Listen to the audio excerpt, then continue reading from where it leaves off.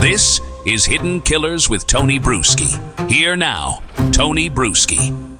It's a pattern of behavior that we're seeing on the part of law enforcement, ignoring obvious signs, obvious red flags that at the very least should be looked into. You don't have to think they're real, but you got to look because they all connect to the same group of people that we're talking about here. Some of the same people whose video interviews, just happened to be taped over when the defense of Richard Allen said in the discovery process, "We'd like to see those, please." "Oh, they're gone. We lost them. We accidentally taped them over on the DVR. Whoops. Oh, and by the way, there was nothing on them. You got to trust us. There was nothing there. Nothing there at all. We have a great track record of not lying. So, of course, what we're saying is true."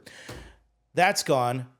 These letters, we don't know where they're at right now. I'm thinking they're probably, as we're speaking, still trying to figure out what story they're going to tell of, did we lose them? Did we get them? Do we have them in our presence, but we just never even realized we had them?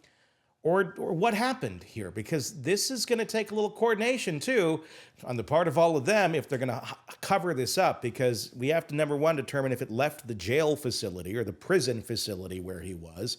Did it get to McClelland? And then what happened with it after that?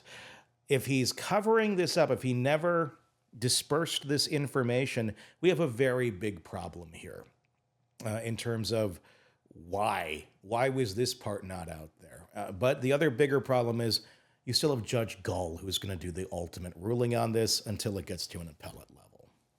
Yeah, because Gull is still in charge of this, my my faith is low right now, just because things don't seem to be adding up every time she rules on something. And so we'll see how that goes. For people, paying attention to this, just do this on your own. You don't need, us sitting here as any experts or anything talking about human behavior. Just do this on your own. Google the probability, just type in the Google machine. What's the probability of a murder of two girls by someone unknown in their life? Just that alone. Just that alone. And then Google this. Compare that to the probability of murder of two young girls by someone who is a sex offender and has connectivity in their lives.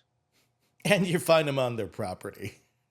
And so when you just look at the law of probability, and this is what investigators do. Again, it's not like a 50-pound brain kind of thing. When you're doing an investigation, you have a lot of data points and you have to create filters. Filters help us focus in on areas that we need to spend our time on and areas we don't. So if you have three individuals that are proximity that might be potential suspects, and you just do that simple calculation, where are you going to spend your time? Well, I have a sex offender and I have someone that's also connected with the family. It's his property and he's there. See what I mean? And then you have Richard Allen. And also you have a physical description of someone and a photograph of someone on the bridge that looks like one of the guys. That's not Richard Allen. Nothing to see here. Nothing to see here. Move on, everybody. There's nothing. It's not 50-pound brain kind of stuff. And then when you then put all the life arcs behind these things, you just look at what matches and what doesn't match. And Richard Allen just is not a match. And if all you're hanging that on is a shell, a round that might match his gun, and the fact that he confessed while being tortured, that's a crap case. Add that to the mix. Yeah, I love the confessed while being tortured. I'm throwing that torture in there. That was torture. What will it take in a case like this for something else to get involved? With the FBI to get involved in this, not even necessarily. I mean, yes, on the case itself, but I feel like they need to be walking into a public corruption investigation of some sort here, because this town has got their work cut out for them. I'm just beginning to dig further beyond this case into some other cases in this town, and oh my God, this town has issues. Their policing system has issues. There clearly is something going on here where we're going to steer the narrative however we want to do it to cover for whoever we need to do it for. And people resign and they step down and they shift this place and that place. but nobody ever really gets held accountable for it under the law, other than when they walked away from it when it really gets tough. What would that take? I mean, what would it take to trigger an FBI investigation into the actual town itself? Because I think that you're not going to get anything changed here. We're not going to get a legitimate investigation. We're not going to get anything as long as the same people who are there are there. I'll tell you, one of the challenges of public corruption investigations is sources. Yeah. Just think back to the Alec Murdaugh case, getting people to flip against the establishment in where it's so rooted so deeply, that is a big challenge, because the number one thing the FBI does is we prosecute cases, and we do that by developing confidential human sources. That's pretty much the bedrock. You're investigating a case and all the violations that we have, whether it's counterintelligence like I did, or whether it's crime, other types of crimes that the rest of the Bureau did. And we do those cases by utilizing sophisticated techniques. Sometimes those are technical, but technical we usually go to when we fail to get confidential human sources. Human beings are the best sources of information for all of our investigations. They lead us down roads. They give us the nuance. They give us context. They give us everything we need for prosecution to get the data points, the forensic data points we're going to need to bolster that case. But it's always confidential human sources. And so, especially in a public corruption case, these people, if they have a life arc of reps of covering for each other, their own sort of wall, breaking that wall and getting someone on the inside to flip and tell the Bureau, or tell anyone outside there what's actually going on, and what sheet of paper to look up, to lift up and see, and actually see how things are being done. That is the great challenge of public corruption case. And also because unfortunately, the way the government tends to work, it's like, what's the bang for the buck? What kind of remunerations, what kind of dollar amounts are tied to this? Public corruption cases are very challenging. Here's another reason why public corruption cases are challenging.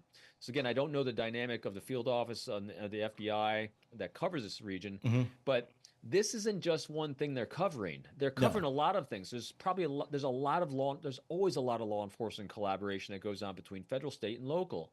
And if they're working on other investigations that they need certain people for, certain resources for, they don't want to ruin a relationship here because we need a relationship here because we're doing X, Y, and Z. So you have a lot of bureaucratic gyrations that are also going on that play into that, which again, I'm not privy to. I can't imagine what a small place like Delphi would be in that mix. But when you're looking at resources at the federal and state level that might be drawn into other areas, taking a huge focus to go into Delphi might be a great challenge, especially if you don't have the ability to crack that wall. Well, I might have some sources here. We have the former Carroll County Chief Deputy Michael Thomas, who sued after being demoted for questioning the Delphi investigation.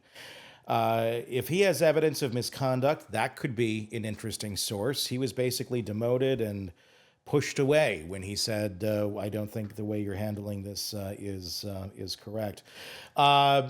You also have Ricky Davis, who we were just talking about, the inmate who claimed Ron Logan confessed and sent letters to McClellan, could potentially work with the FBI to verify that the letters were ever received, logged, or discarded. Now, the thing that Delphi officials say about him, and I always find it amusing how they use the term miserably to note the word polygraph test. They're always like, he miserably failed his polygraph test. They don't tell us when he took it, who administered it, what questions were answered. Nothing about that, like the actual facts of if it actually took place. And considering the source that's saying he miserably failed it, I don't put a whole lot of weight on that. Could the FBI take him in and say, let's do our own polygraph on you. We got some of the best people in the country who know how to do this correctly. We're unbiased. Let's get you in for a polygraph. And if he passes that one, maybe, I know polygraphs are not admissible in court, but we're talking the investigation standpoint here of, okay, well, what was in those letters, Mr. Davis? And what can you tell us? Because he's not dead. He's still around, at least for now, until, the Delphi gremlins get him. But I'm just wondering if this is true, if he has this information, and we can take away that BS of Delphi saying, oh, he failed the polygraph miserably. I I think there's some credibility here that could probably go somewhere. Plus, you got the other officer who basically was, demoted and demeaned.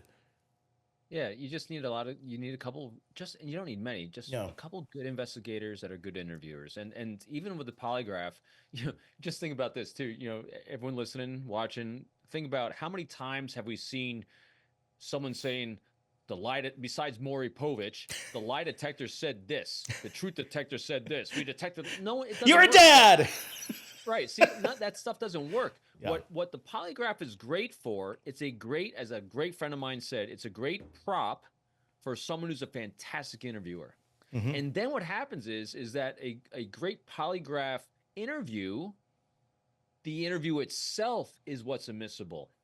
It's the confession that they get because of that interview, which is admissible or not. See what I mean? So it's actually the interview itself, using a prop of a polygraph, because it might inspire someone to think that I have to tell the truth, or it's showmanship a lot of times. But a great polygrapher is first and foremost the most amazing interviewer that inspires someone to feel safe, to bring their shields down so they can feel safe to share all the heinous, horrible things they did. And there's a prop of a polygraph right here. I hope they do something. And there could be other folks out there listening in Delphi right now who may not realize the power that they have. If you're aware of anything that's gone on, if you're someone who's working with a court official, a clerk, an administrative staff member, former employees, anything like that, who has some knowledge of things that were influenced by pressure from one side or the other, prosecutors in this case, specifically law enforcement or external figures, speak up. There's ways of contacting the FBI to do just that. There's a lot of, because again, this all doesn't happen in a vacuum. There's people involved in this, whether they even realized at the time they were involved in something nefarious or not. Even if something nefarious isn't happening right now, if it's just all complete, horrible decision-making, and we ended up doing all these bad, horrible things, and we put a guy away because we're that incompetent, it still needs to be looked into, nefarious or not. Right. 100%. And it's hard to recognize, because again, I'm always the glass half full kind of guy. I'm never thinking things are nefarious. I don't think of conspiracies. I think people fall into easy groupthink. Mm-hmm. And I'm still on the side of, unless I see data, to me, this is a really great, fantastic, horrendous case of a lot of groupthink that went sideways. But we do have data points that says there could be nefarious things going on, because, how many times have we seen a lot of things going sideways because the local officials are not as up and up as they should be? No way, shape, or form. Yep. The world of true crime never stops, and neither do we. Press subscribe now to get daily updates, in-depth analysis, and expert opinions from the Hidden Killers podcast and True Crime Today.